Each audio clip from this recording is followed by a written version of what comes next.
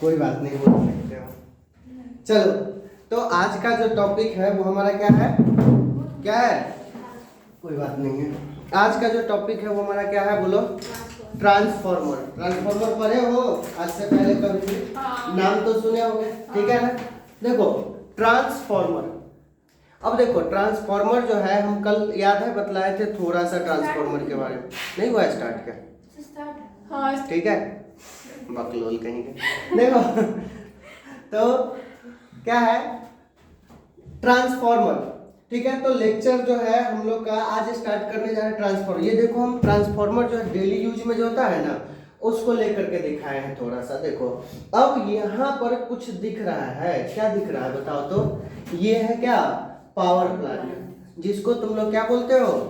बिजली ऑफिस। अरे क्या बोलते हो? बिजली ऑफिस। तो यहाँ पर, ठीक है ना, बिजली ऑफिस मान लो कि पावर प्लांट है, ठीक है? ये बिजली ऑफिस नहीं है, ये क्या है? पावर प्लांट, जहां से इलेक्ट्रिसिटी क्या होता है? उत्पन्न होता है, ठीक है ना? क्या होता है? इलेक्ट्रिसिटी उत्पन्न होता है। अब देखो, यहाँ पर याद है कल हम बतलाए थे दो प्रकार का ट्रांसफॉर्मर होता है, एक स्टेप अप और एक स्टेप डाउन। तो देखो, ये 12 किलो वोल्ट का, ठीक है, वोल्टेज जो है वो प्रोड्यूस किया कौन? Power plant. अब यहाँ पर क्या लगा? Step up transformer. Step up transformer क्या किया? ये जो है 12 किलो वोल्ट से इसको कितना वोल्ट पे पहुंचा दिया? 400 किलो वोल्ट। देख रहे हो कितना ज्यादा हो गया? 12 किलो वोल्ट से डायरेक्ट कहां ले गया? 400 किलो वोल्ट पे। और 400 तो बहुत ज्यादा हाई वोल्टेज ट्रांसमिशन लाइन हो गया, समझ में? अब इसके बाद जो है पहुंचा, ठीक है ना, हम लोग के यहाँ पर, जिसको हम लोग बोलते हैं बिजली ऑफिस, जो हम लोग का लोकल होता है, ठीक है ना, वहां पे पहुंचा। यहाँ पर एक स्टेप डाउन ट्रांसफार्मर होता है, ठीक है ना, जो क्या करता है? इसको फिर लो करता है। तो देखो, 400 से वापस कितना कर दिया? 13 किलो वोल्ट। अरे कितना? देखो, 12 किलो वोल्ट से 400 किलो वोल्ट, 400 किलो वोल्ट से वापस 13 किलो वोल्ट। तब ये जो है हम लोग के पास यहाँ पर एक और ट्रांसफॉर्मर लगता है। ये हम लोग के आसपास, घर के आसपास देखते हो लगता है ना, है? वो भी स्टेप डाउन होता है। तो ये 13 किलो वोल्ट से वापस से 240 वोल्ट। ये नहीं कहना कि सर ज्यादा हो, ये किलो है और ये सीधा वोल्ट है। आया समझ में? तो ये कम हुआ, समझ में आया कि नहीं? तो ये क्या किया? अब सबसे बड़ा बात ये आता है कि सर हमको तो 13 ही किलो वोल्ट चाहिए, चाहे 12 किलो वोल्ट, ठीक है ना? तो आप ही बिना मतलब में ये क्या किए हैं? 12 किलो वोल्ट को 400 फिर 13 पर लिया, फिर हमको 240 दे रहे हैं। क्या फायदा इतना करने का? तो देखो इसका वजह क्या होता है। अब ये पावर प्लांट, ठीक है, अपना स्टेट में तो है ही नहीं, पता है? तो पूरा इंडिया में 4-5 जगह ही पावर प्लांट है। अब एक बात बतलाओ, जब मात्र 4-5 जगह पावर प्लांट है, तो अब क्या होगा कि वहां से जो इलेक्ट्रिसिटी प्रोड्यूस होगा, वहां से जो इलेक्ट्रिसिटी प्रोड्यूस होगा वो हमारे पास आएगा। अरे आएगा कि नहीं? तो वो इलेक्ट्रिसिटी आएगा, तो अब बतलाओ, ठीक है, वो जो इलेक्ट्रिकल एनर्जी हम लोग के पास आएगा तो क्या होगा? लॉस होगा। क्या होगा? लॉस होगा। देखो, पावर बराबर क्या होता है? वी आई। क्या होता है? पावर बराबर वी आई। और हीट बराबर क्या होता है? आई स्क्वायर इंटू आर। तो सबसे पहला सवाल ये आता है, ठीक है, कि हम लोग जो है, ठीक है ना, यहाँ पर पावर जो मतलब सप्लाई करते हैं वहां से लेकर के आते हैं, तो सबसे पहले बात होता है क्या कि हम लोग जो है वोल्टेज के फॉर्म में ही क्यों ला रहे हैं? अरे वहां से यहाँ तक वोल्टेज के फॉर्म में ही क्यों ला रहे हैं, ठीक है ना, करंट के फॉर्म में या किसी अनदर फॉर्म में क्यों नहीं ला रहे? तो देखो, सबसे पहले पावर बराबर क्या होता है? वी आई। अब बतलाओ, हीट बराबर क्या होता है? आई स्क्वायर इंटू आर। चूंकि रेसिस्टेंस तो क्या है? मटेरियल का प्रॉपर्टीज है। रेसिस्टेंस क्या है? मटेरियल का प्रॉपर्टीज है। तो रेसिस्टेंस तो जो होना होगा वो तो होगा ही, समझ में? मटेरियल चेंज करो तो रेसिस्टेंस बढ़ा घटा सकते हैं, लेकिन हम लोग जो है मटेरियल के अलावा अगर कोई चीज करना हो तो रेसिस्टेंस बढ़ा घटा नहीं सकते हैं, समझ में? तो अब बतलाओ, हीट जो होगा वो क्या होगा? आई स्क्वायर इंटू आर। अब हीट जो है वो डायरेक्टली प्रोपोर्शनल टू क्या हो गया? आई स्क्वायर। अरे क्या हो गया? मतलब करंट जितना ज्यादा होगा हीट उतना ज्यादा होगा। तो हम लोग क्या करते हैं, यहाँ पर क्या करते हैं? वेरी लो करंट देते हैं। अब लो करंट देंगे तो क्या होगा? हीट जो होगा, मतलब यहाँ पर देखो करंट बहुत कम तो वोल्टेज बहुत ज्यादा। देखो ना, लो, पावर बराबर क्या है? वी आई। अब ये बढ़ाओ तो ये घट जाएगा, क्योंकि पावर तो कांस्टेंट होगा। अरे पावर क्या होगा? कांस्टेंट होगा। तो यहाँ पर पावर बराबर वी आई है। अरे पावर बराबर क्या है, वी आई है। तो यहाँ पर क्या होगा, करंट अगर बढ़ा देंगे तो वोल्टेज कम हो जाएगा, ठीक है। और करंट जो है वो हीट के फॉर्म में क्या हो जाएगा, लॉस हो जाएगा, मतलब ओवरऑल पावर क्या हो जाएगा, जितना पहुंचना चाहिए उतना नहीं पहुंच पाएगा। इसीलिए हम लोग को क्या करता है, पावर बराबर वी आई है तो आई को बहुत कम कर देता है और वोल्टेज को बहुत बढ़ा देता है, जिसके वजह से ठीक है ये हीट लॉस भी नहीं हो पाएगा, क्या ये तो करंट को बहुत कम कर दिए। और कम का स्क्वायर और कम हो जाता है, पता है कि नहीं, अरे कम का स्क्वायर क्या होता है, और कम हो जाता है। तो इसलिए हीट लॉस क्या होगा, बहुत मिनिमाइज हो जाएगा। इसीलिए हम लोग जो है किसके फॉर्म में भेजते हैं, ट्रांसफार्मर में, मतलब ये वोल्टेज के फॉर्म में भेजते हैं। और ट्रांसफार्मर का काम क्या है कि वो जो है ना हीट को लॉस मतलब सॉरी हीट को लॉस नहीं होने देगा करंट के फॉर्म में, समझ में। इसीलिए क्या करता है, वोल्टेज को बहुत ज्यादा बढ़ा देते हैं। तो वोल्टेज बढ़ा देंगे बहुत ज्यादा तो करंट क्या होगा, बहुत कम हो जाएगा। करंट बहुत कम हो जाएगा तो हम लोग को क्या होगा, हीट लॉस कम होगा, मतलब जितना पावर जो हम लोग भेज रहे हैं लगभग उतना ही पावर के आसपास रह जाएगा, समझ में आया। अब ये ट्रांसफार्मर का काम क्या है, लो से कम से ज्यादा कर देता है, समझ में आया। तो सबसे पहले ये फिगर बस ऐसे ही, ये फिगर छापना नहीं है, ठीक है, इसके बाद वाला सब छापना है। तो ये बस हम इसीलिए समझाए थे, आया समझ में, नहीं समझ में आया, क्या है कि ये वोल्टेज के फॉर्म में क्यों ट्रांसमिट करते हैं, ये बात समझ में आया। क्योंकि अगर करंट के फॉर्म में सप्लाई करेंगे तो हीट के फॉर्म में क्या हो जाएगा, बहुत सारा पावर लॉस हो जाएगा, और लॉस हो जाएगा हम लोग तक पहुंचते पहुंचते पता चला वो ये छोटा सा बल्ब भी नहीं जल पाएगा। इसलिए वोल्टेज का फॉर्म में, और वो भी वोल्टेज का फॉर्म में कैसे हो जाता है, वोल्टेज को बहुत हाई करके, कैसे, तो स्टेप अप ट्रांसफार्मर से, समझ में आया। अब वापस से, लेकिन हम लोग का जितना भी डिवाइसेज है घर में, ये देखो तुम्हारे घर का पिक्चर है, तो ये जितना भी घर में डिवाइसेज होता है वो सब कितना वोल्ट पे काम करता है, 220 नहीं तो 240 वोल्ट, अरे 220 नहीं तो 240 वोल्ट पे काम करता है। तो यहाँ पर दो बार स्टेप डाउन ट्रांसफार्मर लगा है, एक तो जहां पर जिसको हम लोग बोलते हैं क्या, बिजली ऑफिस, जिसको यहाँ पर लिखा है क्या, सब स्टेशन, ठीक है। और उसके बाद तुम्हारा जो है घर के आसपास जो ट्रांसफार्मर लगा रहता है वो ट्रांसफार्मर और कम करके तब तुमको कितना भेजता है, 240 वोल्ट बिजली भेजता है, समझ में आया। तो हम लोग जो है आज पढ़ने जा रहे हैं किसके बारे में, ट्रांसफार्मर के बारे में, समझ में। तो सबसे पहले हम लोग अब क्या करते हैं, डिफिनीशन पढ़ लेते हैं ट्रांसफार्मर का। क्या है डिफिनीशन, तो ट्रांसफार्मर क्या है, अ डिवाइस, क्या है वाला का, अ डिवाइस विच इज, ठीक है, the device used to convert, क्या है वाला का, high alternating voltage, high alternating voltage को लो अल्टरनेटिंग वोल्टेज में, या लो अल्टरनेटिंग वोल्टेज को हाई अल्टरनेटिंग वोल्टेज में। अभी पढ़े हैं ना कि स्टेप अप और स्टेप डाउन क्या होता है, हम लोग जब पढ़ेंगे पूरा तो ऑटोमेटिक समझ में आ जाएगा।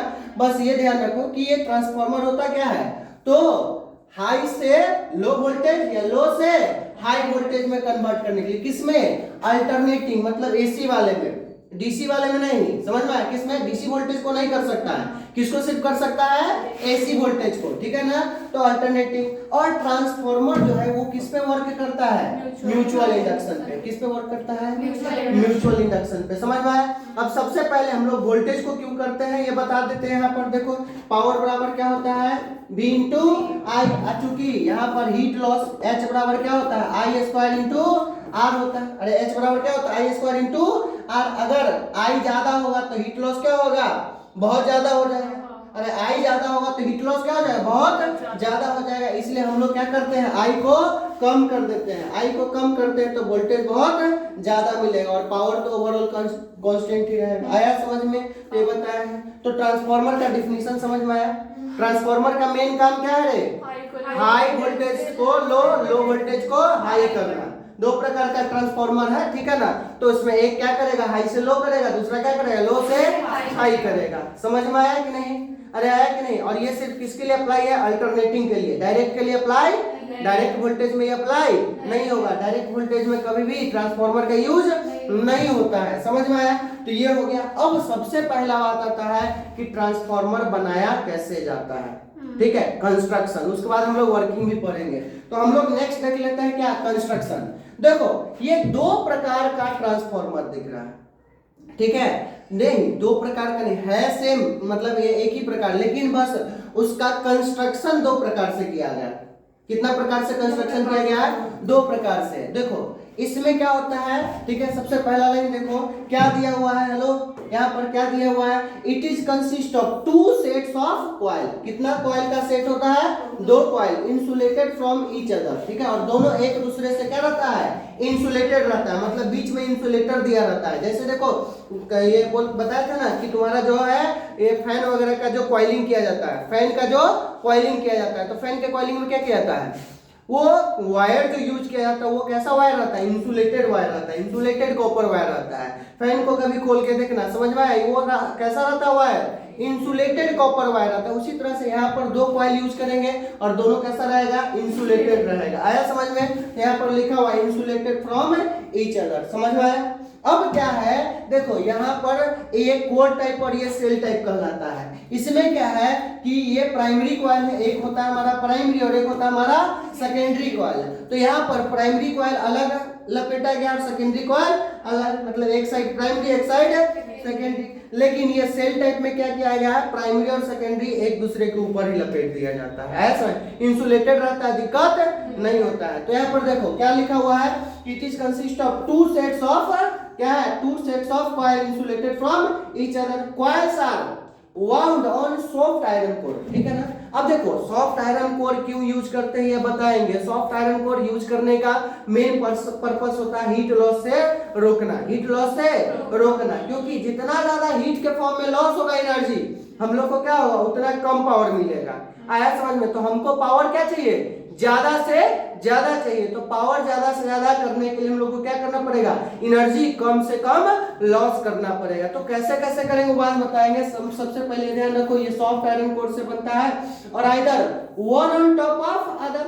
मतलब एक के ऊपर दूसरे को लपेट दो, और on separate limbs of the core, मतलब या तो दोनों को अलग अलग, नहीं तो एक ही के ऊपर दूसरे को लपेट दो। तो ये क्या हो जाएगा, 2 प्रकार से कंस्ट्रक्शन। कितना प्रकार से, 2 प्रकार से कंस्ट्रक्शन, समझ में आया बालक है। जिसमें से one of the coil is called primary coil. जो इनपुट कॉइल होता है ना, जो इनपुट जो देते हैं, देखो यहाँ पर लिखा हुआ है जो इनपुट कॉइल है ये क्या है, प्राइमरी, ठीक है, प्राइमरी कॉइल, प्राइमरी वाइंडिंग, और ये क्या हमारा है, सेकेंडरी वाइंडिंग। अरे ये क्या है हमारा, प्राइमरी वाइंडिंग, और ये हमारा क्या है, सेकेंडरी वाइंडिंग। तो ये प्राइमरी कॉइल हो गया, ये सेकेंडरी कॉइल हो गया। आया समझ में। इसमें जो वोल्टेज आएगा वो प्राइमरी वोल्टेज होगा, इसमें जो वोल्टेज निकलेगा वो क्या हो जाएगा, सेकेंडरी वोल्टेज। ये इनपुट होता है और ये आउटपुट होता है। प्राइमरी क्या होता है, इनपुट, और सेकेंडरी क्या होता है, आउटपुट होता है। आया समझ में, अरे आया कि नहीं। तो ये ध्यान रखना कि प्राइमरी कौन होता है और सेकेंडरी कौन होता है, याद रहेगा, अरे याद रहेगा, प्राइमरी और सेकेंडरी। तो याद अभी तक क्या क्या बताया है कि कंस्ट्रक्शन में कितना कॉइल का सेट होता है, 2 सेट होता है। कितना सेट, 2 सेट। दोनों सेट को कैसे रखना है, या तो दोनों को अलग अलग बाइंड कर दो, नहीं तो एक के ऊपर दूसरे को बाइंड कर दो। समझ में आया कि नहीं। उसमें जो हम लोग प्राइमरी कॉइल होता है वो इनपुट वोल्टेज देता है, और सेकेंडरी कॉइल होता है वो क्या होता है, आउटपुट वोल्टेज देता है। तो प्राइमरी वाला इनपुट करेंट, सेकेंडरी वाला आउटपुट करंट हो जाएगा। आया समझ में। ये फिगर सभी अपने से छाप बनाना है, ठीक है ना। तो ये जो है समझ में आया, कंस्ट्रक्शन समझ में आया। अरे आया कि नहीं, कंस्ट्रक्शन में कोई दिक्कत है नहीं। अब वर्किंग, किसका बात कर लेते हैं हम लोग, वर्किंग का। देखो वर्किंग मतलब काम कैसे करता है ट्रांसफार्मर, ठीक है, काम कैसे करता है। तो देखो जैसे ही हम लोग क्या करते हैं, उसमें अल्टरनेटिंग वोल्टेज का सप्लाई करते हैं। क्या करते हैं, अल्टरनेटिंग वोल्टेज का सप्लाई करते हैं। किसमें, कॉइल में। तो जैसे ही अल्टरनेटिंग वोल्टेज का जब हम लोग सप्लाई करते हैं, देखो यहाँ पर जो है ये प्राइमरी कॉइल है, क्या है, प्राइमरी कॉइल है। इस कॉइल में जैसे ही अल्टरनेटिंग वोल्टेज का सप्लाई करते हैं ना, तो इसमें पता है क्या होता है, इंड्यूस। इसके वजह से इसमें सेकेंडरी कॉइल में क्या इंड्यूस होता है, अरे क्या इंड्यूस होता है, करंट, ईएमएफ। क्या इंड्यूस होता है, ईएमएफ। देखो प्राइमरी के वजह से, मतलब ये जो अल्टरनेटिंग वोल्टेज हम लोग सप्लाई करते हैं, इसके वजह से सेकेंडरी वाले में क्या होता है, ईएमएफ इंड्यूस होता है, और इसके वजह से फिर बैक में प्राइमरी में भी इंड्यूस ईएमएफ होता है। आया समझ में। और अब जो है ये ईएमएफ इंड्यूस होता है, तो याद करो तुम लोग को बतलाए थे ईएमएफ इंड्यूस, ईएमएफ जो इंड्यूस होता है ई बराबर क्या होता है, बतलाओ तो, d∅dt होता है। अरे क्या होता है, माइनस d∅dt। अरे क्या होता है, माइनस अब एक बात बतलाओ, इसमें एक टर्न होगा तो एक बार D phi by D T, दो टर्न होगा तो दो बार, चार बार होगा तो चार बार, माइनस तो रहेगा ही। जितना बार टर्न करेगा उतना बार होगा d phi by D t. तो एन टर्न है तो क्या होगा, minus d phi by D t into N हो जाएगा। अरे होगा कि नहीं? तो ये जो है हमारा क्या होगा, हेलो, ये जो है हमारा क्या होगा, हेलो, ये क्या होगा, देखो ये क्या होगा, नंबर ऑफ टर्न पे डिपेंड करेगा। किस पे डिपेंड करेगा, नंबर ऑफ टर्न पर डिपेंड करेगा। देखो यहाँ पर जो है दिखा हुआ है, देखो देख रहे हो, बहुत सारा टर्न है रेड वाला का, बहुत सारा टर्न है ब्लू वाले का। तो ये किस पे डिपेंड करेगा, नंबर ऑफ टर्न पे। तो वर्किंग में क्या लिखा हुआ है, when alternating voltage is applied to the primary coil which is linked to the secondary coil. किससे लिंक होगा, सेकेंडरी कॉइल से। Then it produce an alternating magnetic flux. क्या प्रोड्यूस करेगा, मैग्नेटिक फ्लक्स प्रोड्यूस करेगा। और उस मैग्नेटिक फ्लक्स की वजह से क्या होगा, इंड्यूस ईएमएफ, ईएमएफ इंड्यूस होगा, generated in it. The value of this EMF, ठीक है, depends on the number of turns, ठीक है, इन द सेकेंडरी कॉइल, ठीक है ना। सेकेंडरी कॉइल का जितना टर्न होगा ना उसी पे डिपेंड करेगा क्या, इंड्यूस ईएमएफ। अरे किस पे, सेकेंडरी कॉइल के टर्न पे डिपेंड करेगा क्या, इंड्यूस ईएमएफ, कि इंड्यूस ईएमएफ कितना होगा। अब देखो सबसे पहले हम लोग जो है पढ़ेंगे, उससे पहले हम लोग क्या ले लेते हैं, आइडियल ट्रांसफार्मर, ठीक है सर। सबसे पहले यहाँ पर देख लो, हेलो, यहाँ पर देख लो क्या है कि इंड्यूस ईएमएफ क्या होगा, इंड्यूस ईएमएफ। तो इंड्यूस ईएमएफ अब बतलाओ, अगर हम लोग को यहाँ पर इंड्यूस ईएमएफ किसका देख लेते हैं, हेलो, यहाँ पर इंड्यूस ईएमएफ देख लेते हैं सेकेंडरी कॉइल का। तो सेकेंडरी कॉइल का क्या हो जाएगा, minus d phi by D t into क्या हो जाएगा, एनएस। एनएस मतलब सेकेंडरी कॉइल का, ठीक है, ईएस मतलब सेकेंडरी कॉइल का ईएमएफ, एनएस मतलब सेकेंडरी कॉइल का नंबर ऑफ टर्न, ठीक है ना। एंड और हम लोग को दूसरा क्या है हमारा, ईपी, क्या है, ईपी प्राइमरी। प्राइमरी का भी क्या हो जाएगा, इसका बैक ईएमएफ में हो जाता है तो क्या हो जाएगा, minus d phi by D t into क्या हो जाएगा, एनपी हो जाएगा। यहाँ पर ईएस क्या है, प्राइमरी सॉरी सेकेंडरी का वोल्टेज है, ठीक है, ईएस क्या है, ठीक है ना, secondary output, secondary voltage, secondary voltage बोल दो, ठीक है, या हम लोग क्या बोल देते हैं, आउटपुट वोल्टेज, क्या बोल देते हैं, आउटपुट वोल्टेज बोल देते हैं। समझ में आया, अरे आया कि नहीं। और ईपी, ईपी क्या हो जाएगा बताओ तो, ठीक है, ईपी क्या हो जाएगा, और सॉरी एनएस, एनएस क्या हो जाएगा, number of turns in secondary coil, number of turns in secondary coil हो जाएगा। और ईपी क्या हो जाएगा, प्राइमरी वोल्टेज, अरे क्या हो जाएगा, प्राइमरी वोल्टेज बोल दो, ठीक है, या क्या हो जाएगा बताओ तो, ईपी या क्या हो जाएगा, इनपुट वोल्टेज, इनपुट, इनपुट, ठीक है, इनपुट वोल्टेज, ठीक है। ऐसे तो इनपुट वोल्टेज हम लोग लेंगे वीपी वीएस, ठीक है ना, लेकिन हम लोग जो है यहाँ पर ले लेते, चाहे इसको हटा ही दो, इसको हटा ही दो सबसे अच्छा। अभी इनपुट वोल्टेज आउटपुट वोल्टेज लिखेंगे थोड़ा देर में, ठीक है। तो ये क्या हो जाएगा, ईपी, और ये समझ में आया। और यहाँ पर क्या हो जाएगा, एनटी क्या हो जाएगा, number of turns in primary coil, primary coil. आया समझ में, अरे आया कि नहीं। तो ये हो गया वर्किंग के बारे में, किसके बारे में, वर्किंग के बारे में। लेकिन हम लोग जो है, ठीक है ना, नॉर्मली कोई भी ट्रांसफार्मर लोगे ना, ठीक है, तो उसमें हीट लॉस होगा ही होगा। तभी तो देखते हो हीट लॉस होते थे, कभी कभी क्या होता है, बहुत ज्यादा हीट होता है तो क्या होता है, ट्रांसफार्मर उड़ जाता है, अरे उड़ता है, उड़ जाता है। तो यहाँ पर लेकिन हम लोग जो पढ़ेंगे वो क्या पढ़ेंगे, आइडियल ट्रांसफार्मर। क्या पढ़ेंगे, आइडियल ट्रांसफार्मर। आइडियल ट्रांसफार्मर देखो क्या होता है। तो सबसे पहले आइडियल केस में मतलब समझ गया कि हीट लॉस नहीं होगा। हीट लॉस होता कहाँ पर है, ये तो पढ़ने के आगे, पढ़ने के बाद पता चलेगा, लेकिन अभी देख लो हम लोग जो कंसीडर किए उसको देख लेते हैं। पहला पॉइंट क्या है, the primary resistance and current are small. देखो हीट लॉस किसके वजह से हो रहा था, H बराबर I स्क्वायर इंटू आर। तो करंट को और रेसिस्टेंस को बहुत कम ले लो, करंट को और रेसिस्टेंस को वेरी स्मॉल ले लो, तो क्या हो जाएगा हमारा हीट लॉस नेग्लिजिबल, पहला पॉइंट।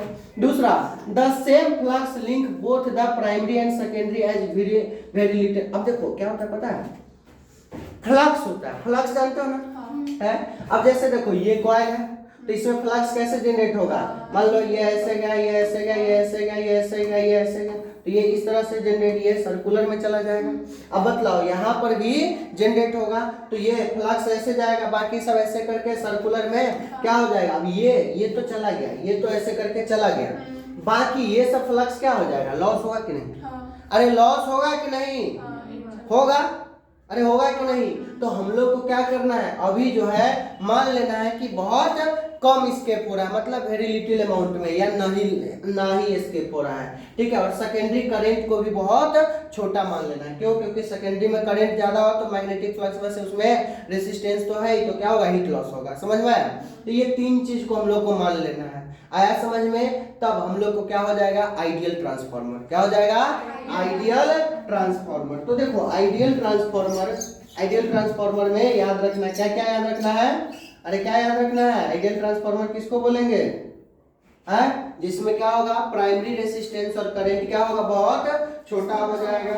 उसके बाद क्या बतलाया है, दूसरा सेम फ्लक्स दोनों में जनरेट होगा, प्राइमरी और सेकेंडरी में। प्राइमरी के द्वारा जो सेकेंडरी में जाता है उसको क्या मान लेना है, स्केप नहीं कर रहा है, समझ में आया। और थर्ड पॉइंट क्या माने कि सेकेंडरी कॉइल में जो है करंट क्या है, बहुत स्मॉल है, समझ में आया। तो अब इस दौरान बताओ इंड्यूस ईएमएफ जो होगा, क्या होगा, इंड्यूस ईएमएफ।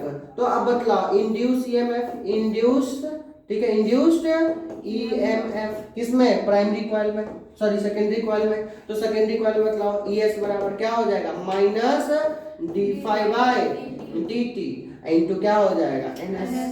अरे माइनस अभी बतला है, माइनस d∅dt इंटू NS हो जाएगा। NS क्या है बताएं, अरे आया समझ में। अब हेलो इसके बाद जो है, हेलो इसी से क्या होता है, इसके वजह से फिर इस पे जनरेट होता है, इसको क्या बोलते हैं, बैक ईएमएफ। क्या बोलते हैं, बैक ईएमएफ। ये भी इंड्यूस है, बैक ईएमएफ, जिसको ये भी इंड्यूस ही है, क्या है, इंड्यूस्ड ही है, ठीक है ना। लेकिन इसको बैक ईएमएफ बोलते हैं, ठीक है ना, जो कि किसमें जनरेट होगा, प्राइमरी कॉइल में। तो प्राइमरी कॉइल में ईपी बराबर क्या हो जाएगा, माइनस d∅dt इंटू क्या हो जाएगा, एनपी। अरे क्या हो जाएगा, माइनस d∅dt इंटू क्या हो जाएगा, एनपी हो जाएगा, समझ में आया। लेकिन हम लोग क्या बोले हैं, ठीक है, देखो हम लोग क्या बोले हैं, हम लोग क्या बोले, आइडियल ट्रांसफार्मर लेना है, आइडियल ट्रांसफार्मर। तो आइडियल ट्रांसफार्मर में जो इंड्यूस ईएमएफ होगा और इनपुट वोल्टेज होगा वो दोनों क्या मान लो, बराबर, ठीक है। बट इन आइडियल केस, ठीक है, ये लिख लो, बट ठीक है ना, इन, ठीक है, बट इन आइडियल केस में क्या मान लो, आइडियल केस में क्या मान लो बताओ तो, मतलब ES बराबर, अरे ES बराबर VP, और सॉरी VP कह रहे हैं, ठीक है, ES बराबर VS एंड EP बराबर VP। मतलब जितना इनपुट VS और VP क्या है, इनपुट वोल्टेज, VS और VP क्या है, इनपुट और आउटपुट। VP यहाँ पर क्या है, इनपुट वोल्टेज, हाँ, और VS क्या है, बालक बालिका, ये क्या है, आउटपुट वोल्टेज, समझ में आया। और हेलो वहां पर जो ES और EP क्या था, इंड्यूस ईएमएफ का वोल्टेज, प्राइमरी का P और सेकेंडरी का S हो जाएगा, आया समझ में। तो ES बराबर EP। तो अब एक बात बतलाओ, सो हम लोग अब लिख सकते हैं ES बराबर क्या लिखे थे, ES बराबर क्या लिखे थे, माइनस d∅dt इंटू NS। तो क्या हम लोग VS बराबर भी लिख सकते हैं, अबे यार मच्छर सभी पढ़ने का देखो कहाँ कर रहा है, मच्छर नहीं है, मच्छर है ना, नहीं मच्छर नहीं है, मच्छर नहीं है, वो एरो है, हाँ अच्छा। चलो तो VS बराबर क्या हो जाएगा, माइनस d∅dt इंटू क्या हो जाएगा, NS हो जाएगा। और हेलो एंड VP बराबर क्या हो जाएगा बताओ तो, ये आया कहाँ से, एरो है, एरो पे क्लिक कर देंगे, हो क्या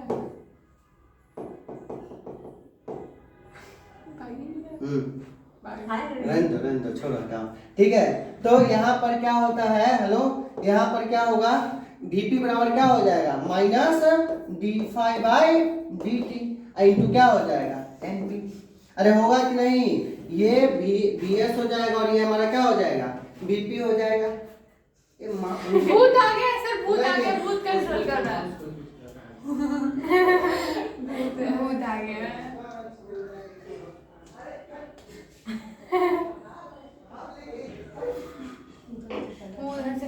गाइस भूत आ गया है।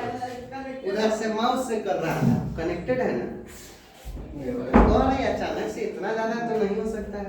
हाँ चलो तो यहाँ पर क्या हो जाएगा, Vs बराबर minus d phi by D t into N S हो जाएगा। और ये समझ में आया। अब एक बात बतलाओ, क्या बाई डिवाइडिंग बाय, सॉरी इसको जो है इसके चक्कर में देखो, यहाँ पर है ना, हम लोग जो है इसको जो है क्या मान लो, इसको इक्वेशन 1 मान लो, इसको इक्वेशन 2 मान लो। तो by dividing equation 1 and 2, equation 1 और 2 को डिवाइड करो तो क्या Vs बट्टा Vp बराबर क्या हो जाएगा, NS बट्टा Np आ जाएगा, माइनस डी फाइव पैसे minus d phi by dt cancel, तो क्या हो जाएगा, मतलब तो Vs बाई Vp बराबर क्या आ जाएगा, NS बाई Np। अरे आएगा कि नहीं, अरे आएगा। अब एक बात यहाँ तक कोई समझ में आया, क्या बोले हैं, अरे क्या बोले, यहाँ तक में क्या बोले हैं कि E बराबर क्या हो जाएगा, minus d phi by D T, NS होगा तो NS, ES होगा तो NS और EP होगा तो NP हो जाएगा। समझ में आया, मतलब EMF जो इंड्यूस होगा वो नंबर ऑफ टर्न्स पे डिपेंड करेगा, बता चुके हैं। समझ में आया। हम लोग आइडियल केस ले लिए, तो आइडियल केस में इनपुट वोल्टेज इंड्यूस EMF के बराबर हो जाएगा, ठीक है ना।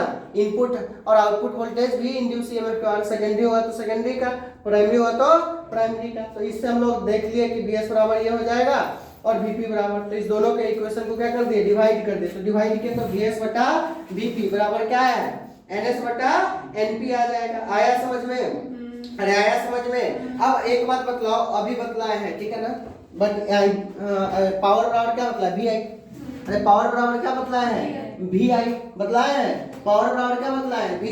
तो भाई इन आइडियल केस, अब देखो आइडियल केस में 100% इफिशिएंट मान लिए हैं, 100% इफिशिएंट मतलब बिल्कुल भी एनर्जी लॉस नहीं किया है। आया समझ में। तो क्या होगा, तो देखो यहाँ पर देख लेते हैं, but in ideal case 100% efficient transformer. और अब बतलाओ तो, हेलो एक बात बतलाओ, पावर बराबर क्या होता है, पावर बराबर क्या होता है, Vi।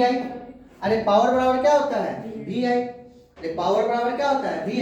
तो अब बतलाओ कि हम लोग का 100% इफिशिएंट है, तो P इनपुट बराबर P आउटपुट होगा कि नहीं, क्योंकि 100% इफिशिएंट है। तो P बराबर क्या है, P बराबर Vi है।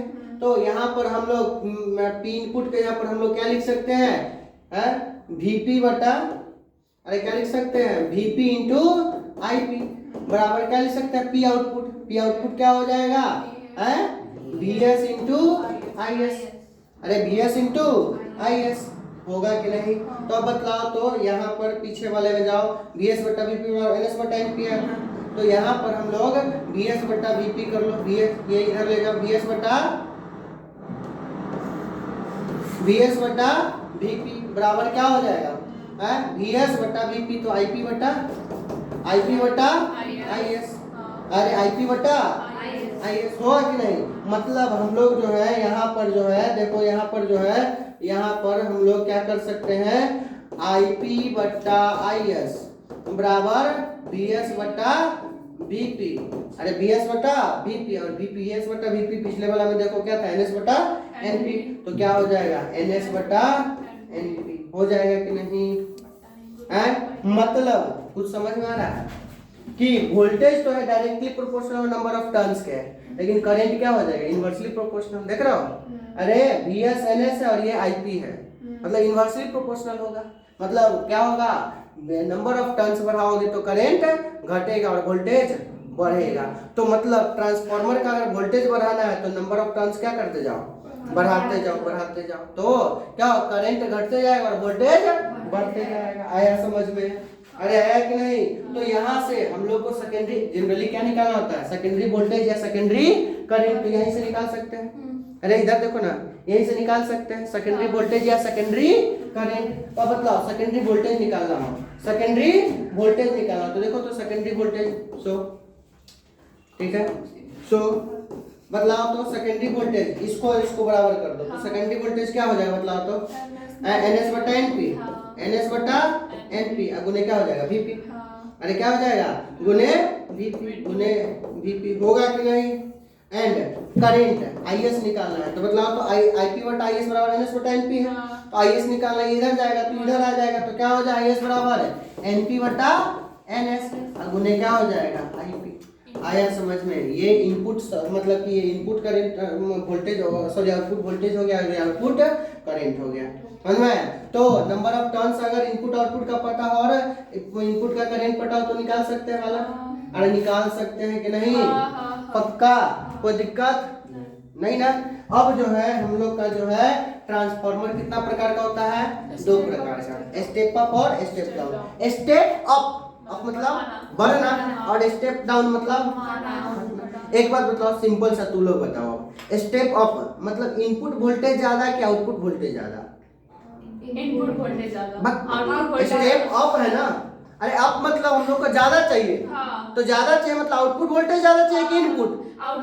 तो यहाँ पर स्टेप अप में क्या होगा बताओ तो, ES is greater than EP होगा।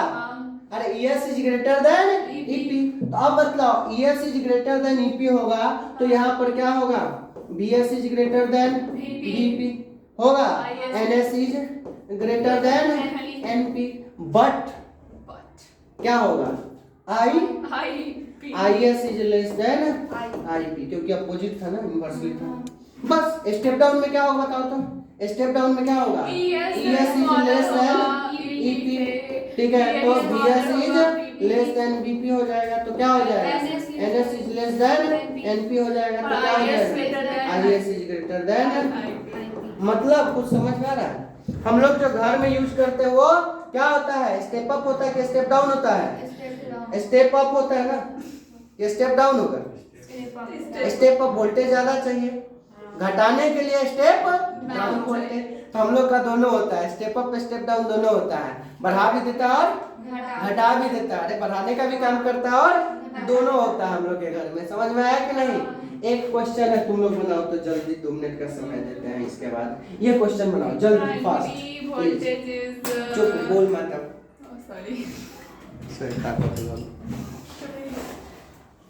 इसको रोक देते हैं। चलिए शुरू करते हैं। चलो तो हम लोग देखते हैं प्राइमरी, मतलब चलिए एक बात बताओ, चलिए आज जब हम पहला दिन पढ़ाई स्टार्ट किए थे ना, तब भी स्टूडेंट को हम आप नहीं बोले थे, बताए थे ना। हाँ तो आप जो है मेरे मुंह से जल्दी, हाँ तुम लोग शादीशुदा हो जाओ, बच्चा उच्चा लेके आओ, ठीक है, तब भी बोलेंगे देखो देखो आंटी जी आ गई, तो भी हम तुम्हें बोलेंगे। चलो देखो, if primary voltage is 220 volt, primary voltage है, प्राइमरी वोल्टेज मतलब VP कितना है 220 volt, and primary current is 20 ampere, मतलब IP दे दिया हुआ कितना 20 ampere, and NP and NS, NP कितना दिया हुआ है 200 और NS कितना दिया हुआ है 400 रिस्पेक्टिवली। देन फाइंड आउट क्या है आउटपुट वोल्टेज एंड करंट, मतलब क्या है आउटपुट वोल्टेज मतलब VS बराबर कितना होगा, और क्या पूछ रहा है? अरे क्या पूछ रहा है, ठीक है, क्या पूछ रहा है IS पूछ रहा है। अब बतलाओ VS बराबर क्या बतला है NS बटा NP गुने VP बतलाए हैं। अरे क्या बतलाए हैं VP, अब बतलाओ तो VS, NS कितना है बतलाओ तो 200, 400 ना है, NP कितना है NS था, गलत लिखवाया है सर फॉर्मूला, NP और NS, ठीक था। 400 बट्टा क्या है, NP कितना है, NP 200 है। 200, अगुने VP कितना है, अरे VP 220 वोल्ट, 220 वोल्ट, तो ये दो बार में कट गया, नहीं नहीं, ये निकाल तो VS कितना हो गया बताओ तो, सही है मेरा, सही है। 22 दूना 44 हाँ है, 44, 22 दूना 44, हाँ, 440 सही है सर, वोल्ट। सही है, मेरा सही है। अब बतलाओ, ये IS निकालना, इसी में साइड में निकाल देते हैं IS, तो IS का फॉर्मूला क्या था, इसका जस्ट उल्टा था, तो यहाँ पर क्या हो जाएगा, NP बटा NS, into NP बटा NS, अगुने क्या था IP, तो बतलाओ तो IS बराबर क्या हो जाएगा, 200 by 400 into 20 आंसर। NP कितना है 200 बाई NS कितना है 400, अगुने IP कितना है 20 एम्पियर, तो ये इससे दो बार में कट जाएगा, इससे 10, तो IS कितना है बतलाओ तो, IS कितना है 10 एम्पियर। आया समझ में, कोई दिक्कत है, अरे कोई दिक्कत है, समझ में आ रहा है क्या कर रहे हैं, समझ में आ गया। अब जो है हम लोग को आगे देखना है एनर्जी लॉस इन ट्रांसफार्मर, ठीक है ना। एनर्जी लॉस से पहले एक चीज और देख लेते हैं, क्या देख लेते हैं, इफिशियंसी। कोई भी चीज का इफिशियंसी कैसे निकालते हैं, इनपुट बट्टा आउटपुट गुने 100।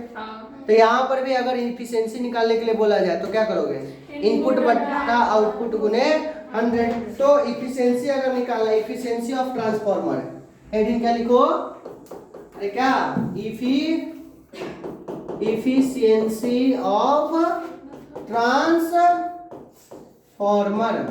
इफिशियंसी ऑफ ट्रांसफार्मर बताओ रे, सॉरी सबसे पहले बताओ तो इफिशियंसी को किससे दिखाया जाता है, ईटा से, अरे किससे दिखाया जाता है, ईटा से, हम मार के कपार फोड़ देंगे, ठीक है।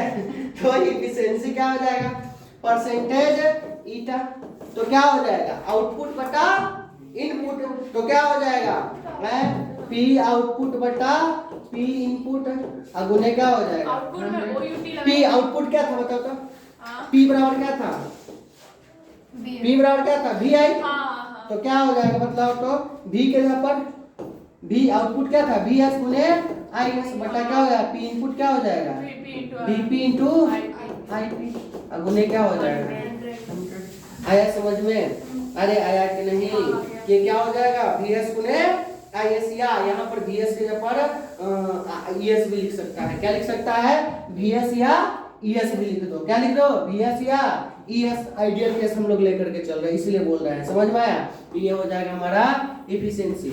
नॉर्मल आइडियल केस में तो हम लोग मान लिए 100% इफिशिएंट, लेकिन ऐसा होता नहीं है, समझ में आया। हाँ, लेकिन 95% से ऊपर इफिशिएंट होता है ट्रांसफार्मर, कितना परसेंट, 95% से अधिक, मतलब मात्र 4-5% के आसपास का लॉस होता है, समझ में आया कि नहीं। तो नोट करके इसको भी लिख लेते हैं, क्या लिख लेते हैं, नोट करके देखो, ठीक है, नोट करके लिख लो, क्या लिख लो, नोट करके, इफिशियंसी ऑलवेज क्या होगा, ऑलवेज आइडियल केस का क्या होगा 100%, बट इन एक्चुअल में क्या हो जाएगा 100% से कम होगा, 95% से मोर देन होगा, समझ में। 95% नंबर कितना ही चाहिए हमको, efficiency is always less than, अरे लेस देन क्या हो जाएगा 100%, क्या हो जाएगा लेस देन 100%, ठीक है। मोर ब्रैकेट में लिख लो, मोर देन 95%, मतलब 95% से तो अधिक ही होगा, ठीक है ना। बट वी एज्यूम, हम लोग क्या एज्यूम कर लिए हैं, बट वी एज्यूम 100%, ठीक है, but we assume 100% efficient in ideal transformer, in ideal transformer. तो आइडियल ट्रांसफार्मर हम लोग क्या मान लिए हैं 100% एफिशिएंट मान लिए हैं, वरना 100% एफिशिएंट नहीं होता है। यहाँ तक कोई किसी को दिक्कत, अरे किसी को दिक्कत, अभी तक क्या क्या बताया समझ में आया। ट्रांसफार्मर क्या होता है वो बताया है, ट्रांसफार्मर क्या मतलब है उसका कंस्ट्रक्शन, दो प्रकार का कॉइल होता है, कौन कौन कॉइल होता है, एक प्राइमरी और एक सेकेंडरी। प्राइमरी इनपुट कॉइल होता है, सेकेंडरी आउटपुट कॉइल होता है। समझ में आया? हाँ, प्राइमरी कॉइल सेकेंडरी कॉइल में हम लोग जब अल्टरनेटिंग वोल्टेज को डालते हैं तो क्या होता है उसमें ईएमएफ इंड्यूस होता है सेकेंडरी में। सेकेंडरी की वजह से बैक ईएमएफ प्राइमरी में होता है। ईएमएफ किस पे डिपेंड करेगा? Number of turns in secondary coil पे। समझ में आया कि नहीं?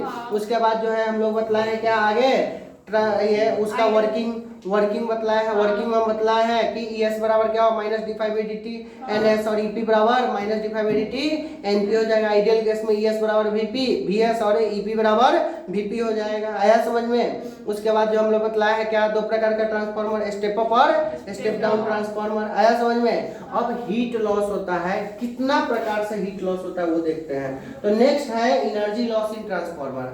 पहला है फ्लक्स लीकेज। याद है अभी बतलाए हैं, क्या बतलाए थे? ठीक है, इसमें देखो कहाँ गया वो वाला फिगर, देखो ये वाला फिगर कहाँ गया रे? ये इसमें हम क्या बोले थे कि अगर जो है हेलो यहाँ पर जो है ये तो सीधा जा रहा है लेकिन साइड वाला से होगा, ये क्या होगा? हीट सॉरी फ्लक्स लीकेज हो जाएगा। फ्लक्स क्या हो जाएगा? लीकेज हो जाएगा। पता है इसीलिए जो है हम बताए थे कल कि इसीलिए हम लोग का जो ट्रांसफार्मर होता है ना वो एक सिंगल लोहा का नहीं बना होता है, वो छोटा छोटा प्लेट का बना होता है। ठीक है, ताकि उससे फ्लक्स लीकेज भी कम हो और ईडी करंट भी कम लॉस हो। ईडी करंट याद है बतलाए थे? ईडी करंट किसी को याद है? अरे ईडी करंट याद है किसी को? ईडी करंट क्या बतलाए थे बताओ तो? ईडी करंट याद है? ईडी करंट ईडी बताए थे, ईडी बनाए थे। ईडी करंट बताए थे।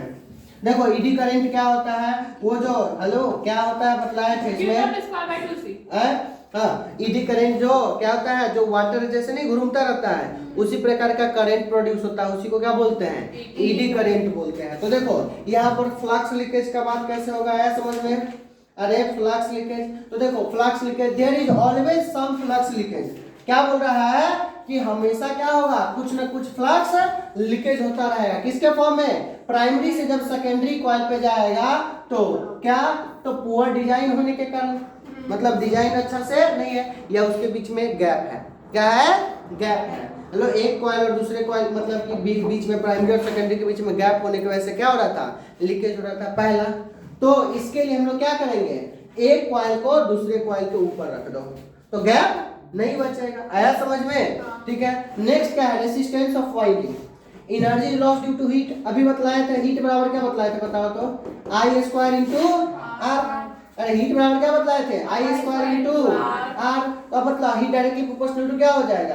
आर के।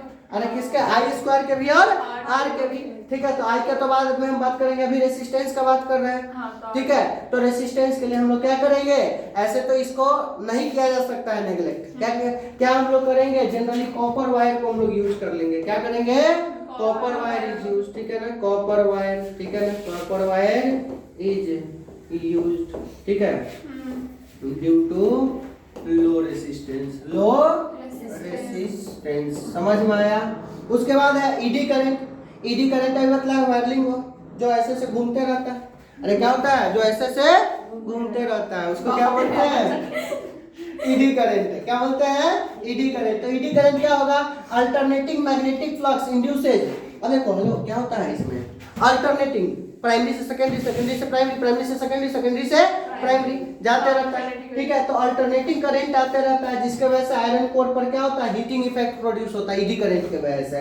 तो इस इफेक्ट को कैसे रिड्यूस किया जाएगा? तो लैमिनेट कर दो और प्लेट में बांट दो। लैमिनेट कर दो तो लिखा हुआ है laminated core and dividing the core into plates. Core को क्या करो? आयरन कोर को एक पूरा मोटा ना लेकर के उसको आधा आधा प्लेट में मतलब एक एक छोटा छोटा प्लेट में बांट दो। आया समझ में? नेक्स्ट है हिस्टेरेसिस। याद है हिस्टेरेसिस कर्व? याद है? मैग्नेटाइजेशन, वापस डीमैग्नेटाइजेशन, फिर ज्यादा डीमैग्नेटाइजेशन होकर पीछे चला जा रहा था, ये वाला कर्व याद है? अरे बताए थे ये वाला कर्व, देखो ये याद है? ये वाला। ठीक है, और ये सॉरी यहाँ से ये ऐसे करके, ये ऐसे करके, सॉरी ये ऐसे था, याद है? इसको हिस्टेरेसिस कर्व बोलते हैं। तो क्या होता है? एक बार मैग्नेटाइज हो जाता है ना तो और मैग्नेटाइज होता है। जब इसको वापस पीछे करो मतलब ये मैग्नेटाइज होता है, उसका जब पीछे करोगे ना तो ये जीरो नहीं होता है, अप रहता है। और इसको और डीमैग्नेटाइज करो तो ये क्या होता है? माइनस में चला जाता है। फिर ये वापस से माइनस में ज्यादा चला जाता है, फिर वापस मतलब ये वापस से अपना जगह पे कभी भी नहीं पाता है। तो ये हिस्टैरिसीस कर्व किस पे डिपेंड करता है? एरिया पे। किस पे डिपेंड करता है? ये एरिया जितना ज्यादा होगा हिस्टैरिसीस लॉस का होगा उतना अधिक होगा, क्योंकि उतना ज्यादा मैग्नेटाइज होकर के लॉस कर देगा। आया समझ में? तो हम लोग क्या करेंगे यहाँ पर ऐसा मतलब कि यूज करेंगे जो क्या हो कम एरिया में समेट जाए और कम हिस्टैरिसीस लॉस करे। आया समझ में? तो यहाँ पर जो है हमारा जो है हिस्टैरिसीस लॉस कंटिन्यूअस मैग्नेटाइजेशन और डीमैग्नेटाइजेशन होने के कारण क्या होता है? एनर्जी लॉस होता है हीट के फॉर्म में। अरे किसके फॉर्म में? हीट के फॉर्म में। ठीक है, it is minimised by using magnetic material having low hysteresis loss, मतलब जिसका एरिया कम बनना हो, जैसे सॉफ्ट आयरन कोर जनरली ले लेते हैं, उसका कम बनता है इसलिए उसमें लॉस कम होता है। तो ये चैप्टर ये टॉपिक दोनों खत्म हो गया। इसके बाद भी अगर कोई प्रॉब्लम है, ठीक है ना, तो बताओ बालक। आज के लिए इतना ही। Love you so much, thank you. Bye bye. देख रहा हो यहाँ पर बाय भी लिख देते हैं। Bye bye bye bye bye. चलो।